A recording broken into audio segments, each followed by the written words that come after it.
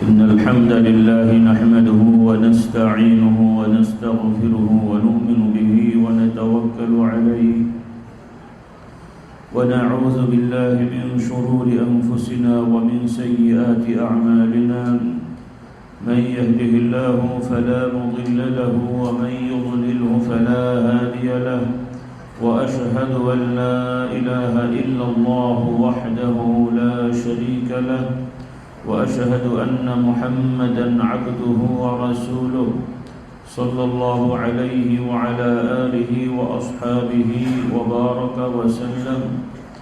أما بعد فأعوذ بالله من الشيطان الرجيم. بسم الله الرحمن الرحيم.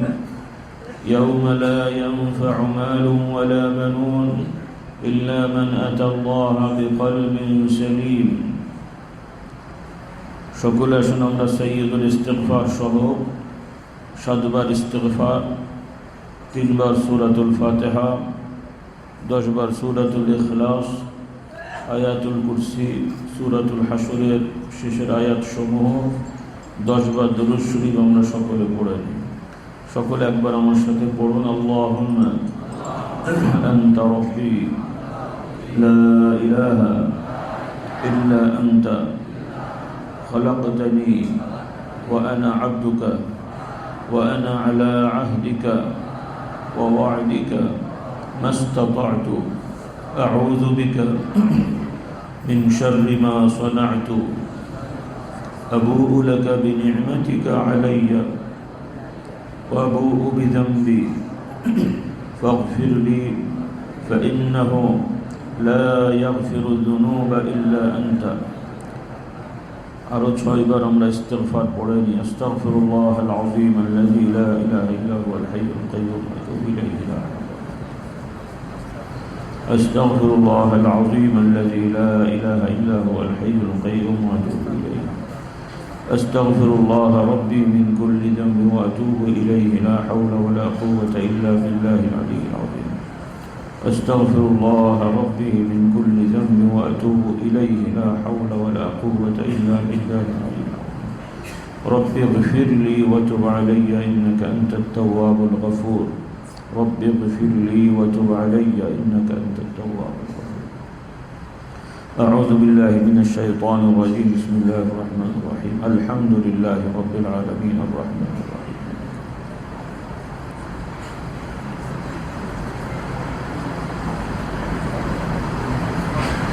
الحمد لله رب العالمين الرحمن الرحيم مالك يوم الدين إياك نعبد وإياك نستعين.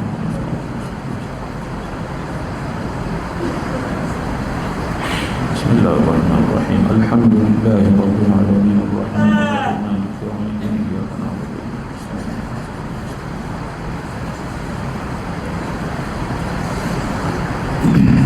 هو الله الذي لا إله إلا هو عالم الغيب والشهادة هو الرحمن الرحيم. والله الذي لا إله إلا هو الملك القدوس السلام.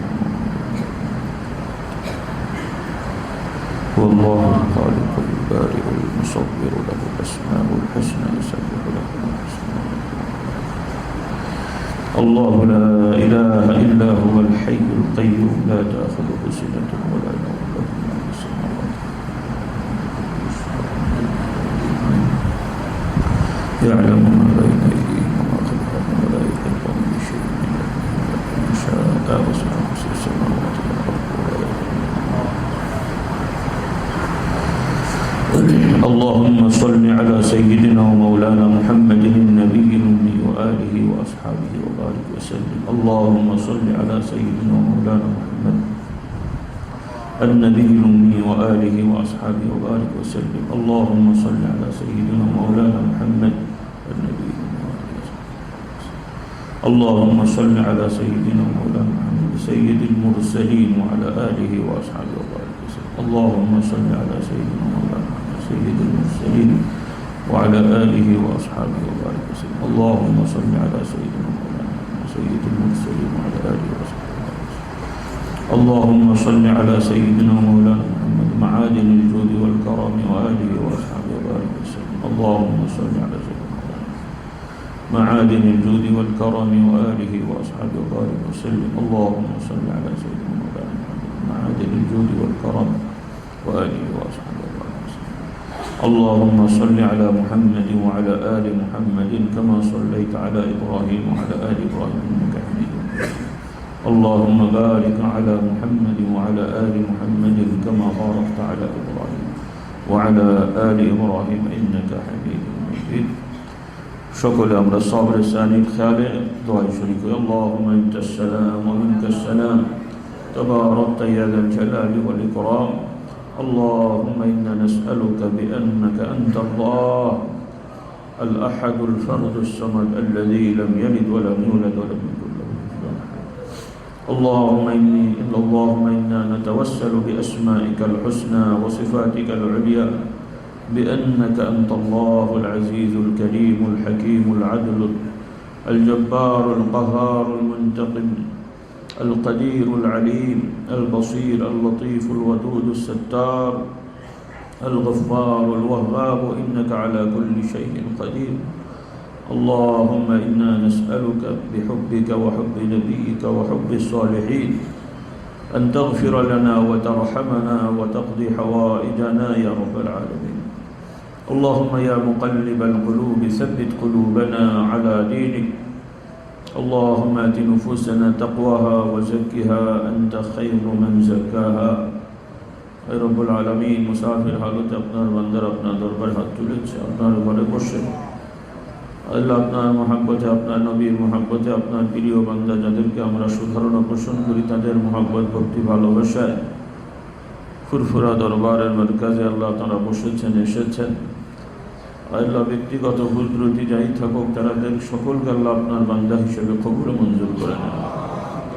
আল্লাহ আমাদের সকলের সব গুনাহ খাতাগুলোকে মাফ করে দেন। বাকি জিন্দেগি গুনাহ থেকে মুক্ত থাকার আল্লাহ পরিবেশের ব্যবস্থা করে দেন। আল্লাহ আপনার বান্দারা কষ্ট করে এসেছেন, মনে মনে অনেক আশা আকাঙ্ক্ষা, বালা মুসিবত, বিভিন্ন পেরেশানি, এগুলোর জন্য তারা পেরেশানিতে রয়েছেন। আমাদের প্রতি সুধারণা পোষণ করে এসেছেন। আল্লাহ আমরাও জানি, তারাও জানে আমাদের কোনো শক্তি নেই, ক্ষমতা নেই। আল্লাহ তবু আপনার প্রতি ইয়াকিন করে আপনার নবীর, আপনার শরীয়তের বিধান মোতাবেক আপনার দরবারে তারাও ফরিয়াদ করবে, তাদের হয়ে আল্লাহ আমরাও ফরিয়াদ করছি। আল্লাহ আপনার বান্দারা পরস্পরের জন্য আপনার দরবারে দোয়া করে থাকে, আপনার বিধান দয়া করে আল্লাহ তাদের সকলের সব সমস্যাগুলো আসান করে দিন। আল্লাহ অনেক মানুষ শয়তানের চক্রান্ত, জিন শয়তানের চক্রান্ত, সেহের জাদুতে অনেকে আক্রান্ত রয়েছে। দয়া করে আল্লাহ আপনি সকলকে সকল ধরনের চক্রান্ত, সেহের জাদু টোনা থেকে হেফাজত করেন। আল্লাহ সামাজিক যত পেরেশানি আছে দূর করে দেন। অনেকে মিথ্যা মামলা মোকদ্দমায় জড়িয়ে আছেন, সেগুলো থেকে রেহাই ব্যবস্থা করে দেন। আল্লাহ ঋণ দেনাগ্রস্ত আছেন, ঋণ দেনা পূরণের ব্যবস্থা করে দেন। পরিবার নিয়ে অশান্তি আছে, অশান্তি দূর করে দেন। ছেলে মেয়ে বয়স হয়েছে, বিবাহ শাদী দেরি হচ্ছে, অনেক পাত্র পাত্রীর ব্যবস্থা করে দেন। আল্লাহ অনেকের সন্তানাদি এখনো হয়নি, আপনি সবাইকে দেবেন আমরা আশা করি। আল্লাহ যাদের সন্তানাদি এখনো হয়নি, নেক সন্তানের ব্যবস্থা করে দেন। সর্বোপরি যে যে পেশাজীবী আছে হালাল রুজিতে বরকত নসিব করুন। সকলকে প্রত্যেকের যার যার পেশায় সততা, নিষ্ঠা এবং আমানতদারিতার সহিত তাদের দায়িত্ব পালনের তৌফিক দান করেন। সর্বোপরি রব্বুল আলামিন দুনিয়ায় আপনার হুকুমে থাকতে হবে। যতদিন দুনিয়ায় রাখবেন ইমানি হালতে, তাকওয়া পরেজগারির সাথে, আল্লাহ আমানতদারিতার সাথে নিরাপত্তা এবং সম্মানের সহিত বসবাস করার আল্লাহ পরিবেশের ব্যবস্থা করে দেন। আল্লাহ যখন ডাক হবে ইমানি হালতে, আল্লাহ আপনার পক্ষ থেকে আপনার ফেরেশতাদের সুসংবাদ পেয়ে কবরে যাওয়ার তৌফিক দান করেন। আল্লাহ আমাদের সকলের কবরগুলোকে জান্নাতের টুকরা হিসেবে নির্ধারণ করে দেন। আল্লাহ হাশরের ময়দানে আপনার প্রিয় নবী মুহাম্মদ রাসূলুল্লাহ সাল্লাল্লাহু আলাইহি ওয়াসাল্লামের শাফাআত আমাদের জন্য নির্ধারণ করে দেন। তার হাউজে কাউসার আমাদের জন্য বরাদ্দ করে দেন। আল্লাহ যেদিন আপনার ছায়া ছাড়া ছায়া থাকবে না, আমাদের সকলকে আপনার ছায়াপ্রাপ্ত বান্দাদের অন্তর্ভুক্ত হওয়ার তৌফিক দান করেন। আল্লাহ আমাদের সকলকে নবীয়ীন, সিদ্দিকীন, শুহাদা, সালেহীন তাদের সাথে হাসর নাসর এবং জান্নাতে একত্রিত থাকার ব্যবস্থা করে দেন। আল্লাহ খাস করে পৃথিবীব্যাপী যে অরাজকতা চলছে, সকল মজলুমদের প্রতি গায়েবী সাহায্যের ব্যবস্থা করে দেন। আল্লাহ যে দেশে আমরা বসবাস করছি আছি, বাংলাদেশ সহ আশপাশের যত দেশে যত মুমিন মুসলমান সহ নিরীহ মানুষেরা জুলুমের শিকার, আল্লাহ আমরা বললেও আপনি দেখছেন, না বললেও আপনি দেখছেন। আল্লাহ আমরা বললেও আপনি শুনছেন, না বললেও আপনি শুনছেন। আল্লাহ দয়া করে সকল মজলুমদের প্রতি গায়েবী সাহায্যের ব্যবস্থা করে দেন। আল্লাহ আপনার বান্দা মুমিন মুসলমানদের প্রতি খাস রহমত, আল্লাহ ভিন্ন ধর্মাবলম্বী যারা তাদের প্রতি আম রহমতের দ্বারা তাদেরকে জুলুম থেকে হেফাজত করেন। আল্লাহ আমাদেরকে ইমানি শক্তি বাড়িয়ে দাওয়াতি কাজ করে, আল্লাহ যারা এখনো বিপথে আছে তাদের কাছে দাওয়াত পৌঁছানোর তৌফিক দান করেন। আমাদের প্রত্যেকের বাড়িগুলোকে আল্লাহ দিনদার পরেজগার ইমানি ইসলামী বাড়ি বানানোর ব্যবস্থা করে দেন। আমাদের প্রত্যেকের সন্তানদেরকে ইমান ইসলামের উপরে কায়েম রাখার মতো ব্যবস্থা করে দেন। সকল বদ্দীনি বদহাওয়াই থেকে হেফাজত করেন। আল্লাহ খাস করে আপনার দরবারে ফরিয়াদ করছি, বাকি যতটুকু হায়াত আমাদের জন্য রেখেছেন, যতদিন আমাদের জন্য দুনিয়ার হায়াত আখেরাত এবং দুনিয়ার জন্য কল্যাণকর হবে, আল্লাহ ততদিন সুস্থতার সহিত সম্মানের সহিত হায়াত ব্যবস্থা করে দেন।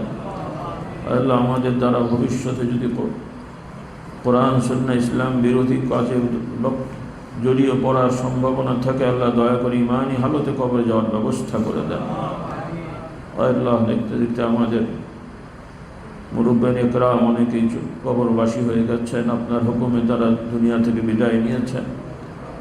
আব্বা জান হুজুর রহমতুল্লাহ আলাই, আমার মেজর চাচা জান হুজুর রহমতুল্লাহ আলাই, সাম্প্রতিক আমার ছোট চাচা জান হুজুর রহমতুল্লাহ আলাই, তার কিছুদিন আগে আমার মেজর চাচি আম্মা জান সহ আমাদের পরিবারের যত মুরব্বী মেয়ে মহল ছেলে মহলে কবরবাসী হয়ে গেছেন, তাদের সকলের আরওয়াহ সবগুলো পৌঁছে দেন। আল্লাহ আমাদের পরিবার অনেকে অসুস্থ আছেন, তাদের সকলকে সুস্থতা দান করেন। বিশেষত আমার সেজ চাচা জান হুজুর খুবই অসুস্থ, আল্লাহ যতদিন হায়াত রেখেছেন মুকদ্দর স্বাভাবিক সুস্থতার সহিত হায়াত দারাজ করে দেন। আল্লাহ আমাদের পরবর্তী প্রজন্ম ছেলে মেয়ে যারা রয়েছে সকলকে ইমান ইসলামের উপরে দৃঢ় থাকতে পারে সেই ইলম, সেই জ্ঞান এবং যোগ্যতা দক্ষতা আল্লাহ আপনি দান করুন। সকল ধরনের ফিতনা ফাসাদ থেকে আমাদের হেফাজত করুন। মানুষ হিসেবে ভুল ত্রুটি যাই আমাদের হয়ে থাকে সেগুলো শুধরে সোজা রাস্তায় পরিচালনার ব্যবস্থা করে দেন। আল্লাহ যত দিনই প্রতিষ্ঠান সমূহ রয়েছে ফুরফুরা দরবারের সাথে সম্পৃক্ত সহ আরও অন্যান্য উলামা ইকরাম বুজুর্গানে দ্বীন, আল্লাহ আপনার প্রিয় বান্দারা কষ্ট করে রক্ত পানি করে জীবনকে বিসর্জন দিয়ে দিনী প্রতিষ্ঠানগুলো তারা প্রতিষ্ঠা করে গেছেন। অনেকে কবরবাসী হয়ে গেছেন, অনেকে হায়াতে আছেন। সকল দিনী প্রতিষ্ঠানগুলো খাসভাবে হেফাজতের ব্যবস্থা করে দেন। সকল চক্রান্তগুলো আল্লাহ আপনি নস্যাৎ করে দেন। চক্রান্তকারীদের চক্রান্ত আল্লাহ তাদের জন্য ক্ষতির কারণ করে দেন। আল্লাহ উলামা ইকরামদের সম্মান মর্যাদা দায়িত্ব সঠিকভাবে পালন তৌফিক দান করেন। খাস করে আল্লাহ দারুল পাকশি দারুস শরীয়ত আল জামিয়াতুল কোরআনুল কারীম যত তলাবুল ইলম কচিকাঁচা শিশুরা ছাত্র ভাইয়েরা আসাতিজা ইকরাম দায়িত্বশীলগণ কমিটির সদস্যবৃন্দ মুবাল্লিগিন মুআল্লিমিন যতই যারাই সম্পৃক্ত আছে কষ্ট করেছেন এই মাহফিল বাৎসরিক মাহফিল সহ তাদের সকলকে আল্লাহ আপনি উত্তম প্রতিদান এবং বরকত রহমত দান করেন।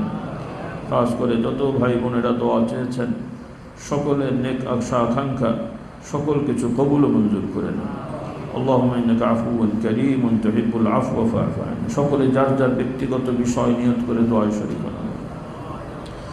ইয়া আল্লাহ ইয়া রহমান ইয়া রহিম ইয়া হাইয়্যু ইয়া কাইয়্যুম। সকলে বলুন না ইয়া আল্লাহ ইয়া রহমান ইয়া রহিম ইয়া হাইয়্যু ইয়া কাইয়্যুম।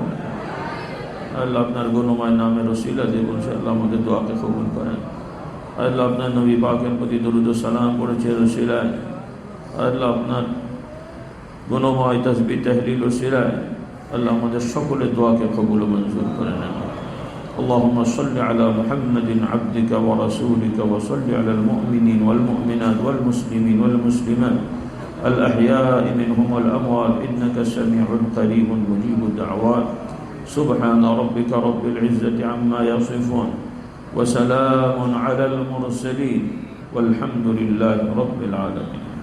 সকলে আল্লাহ তাআলা জাত পাকের দিকে মুতাওয়াজ্জহ হয়ে মনোযোগী হয়ে নফি ইসবাত তরিকতের ভাষায় বলা হয়, তথা কলেমা শরীফে জিকির খুব মৃদু কণ্ঠে, খুব ভক্তি ভালোবাসার সহিত মাথা অবনত রেখে আল্লাহর দিকে মোতাবজ্জ হয়ে খুব সুন্দর আওয়াজে আমরা আদায় করে নিই। সকলে পড়ি লা ইলাহা ইল্লাল্লাহ, লা ইলাহা ইল্লাল্লাহ, লা ইলাহা ইল্লাল্লাহ, লা ইলাহা ইল্লাল্লাহ, লা ইলাহা ইল্লাল্লাহ, লা ইলাহা ইল্লাল্লাহ, লা ইলাহা ইল্লাল্লাহ, ইল্লাল্লাহ, লা ইলাহা ইল্লাল্লাহ,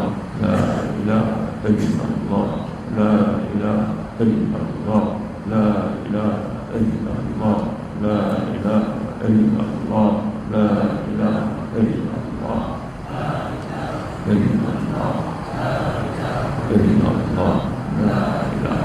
ইল্লাল্লাহ, ইল্লাল্লাহ, ইল্লাল্লাহ, লা ইলাহা ইল্লাল্লাহ, লা ইলাহা ইল্লাল্লাহ, লা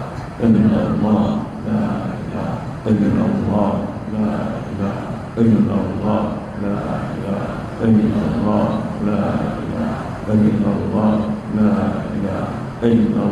ইল্লাল্লাহ, লা ইলাহা ইল্লাল্লাহ, লা ইলাহা ইল্লাল্লাহ, ইল্লাল্লাহ,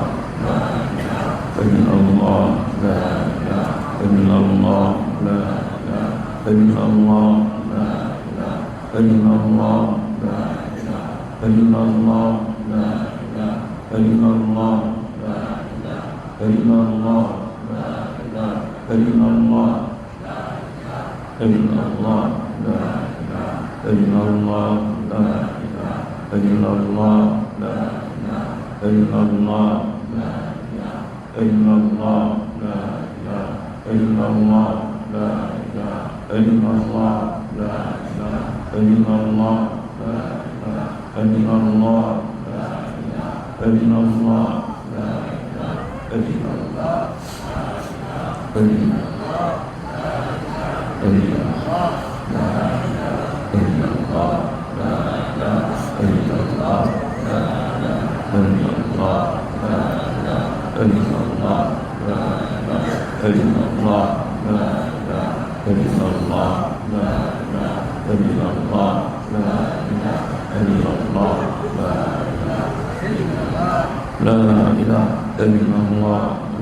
ইলাহা ইল্লাল্লাহ, লা ইলাহা ইল্লাল্লাহ, লা ইলাহা ইল্লাল্লাহ, লা ইলাহা ইল্লাল্লাহ, লা ইলাহা ইল্লাল্লাহ, লা ইলাহা ইল্লাল্লাহ, লা ইলাহা ইল্লাল্লাহ, লা ইলাহা ইল্লাল্লাহ,